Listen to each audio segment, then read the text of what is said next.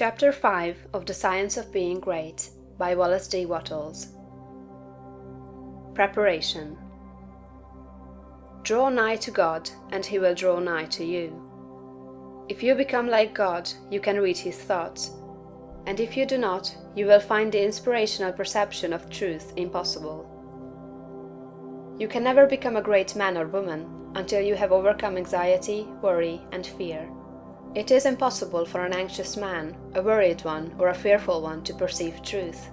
All things are distorted and thrown out of their proper relations by such mental states, and those who are in them cannot read the thoughts of God.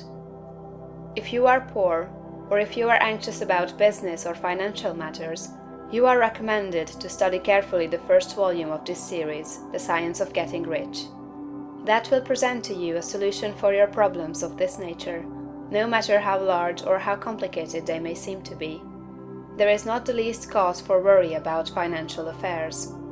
Every person who wills to do so may rise above want, have all he needs, and become rich.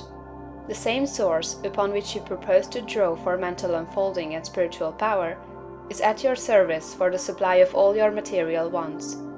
Study this truth until it is fixed in your thoughts and until anxiety is banished from your mind. Enter the certain way which leads to material riches. Again, if you are anxious or worried about your health, realize it is possible for you to attain perfect health so that you may have strength sufficient for all that you wish to do and more. That intelligence that stands ready to give you wealth and mental and spiritual power will rejoice to give you health also. Perfect health is yours for the asking, if you will only obey the simple laws of life and live aright. Conquer ill health and cast out fear. But it is not enough to rise above financial and physical anxiety and worry. You must rise above moral evil-doing as well. Sound your inner consciousness now for the motives that actuate you and make sure they are right. You must cast out lust and cease to be ruled by appetite, and you must begin to govern appetite. You must eat only to satisfy hunger, never for gluttonous pleasure, and in all things you must make the flesh obey the spirit. You must lay aside greed. Have no unworthy motive in your desire to become rich and powerful. It is legitimate and right to desire riches, if you want them for the sake of the soul, but not if you desire them for the lusts of the flesh. Cast out pride and vanity. Have no thought of trying to rule over others, or of outdoing them. This is a vital point.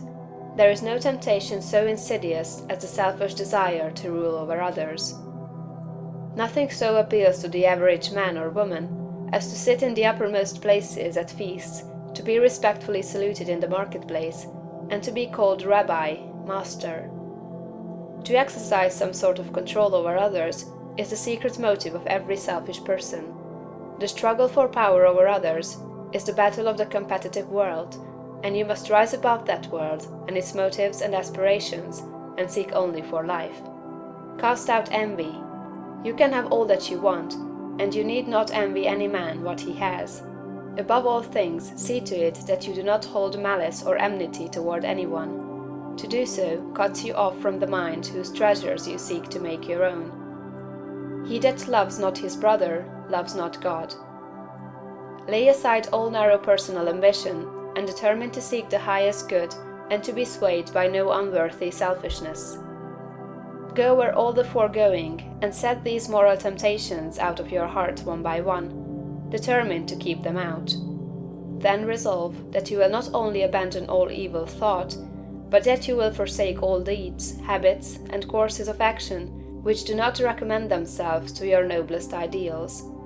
This is supremely important. Make this resolution with all the power of your soul, and you are ready for the next step towards greatness, which is explained in the following chapter.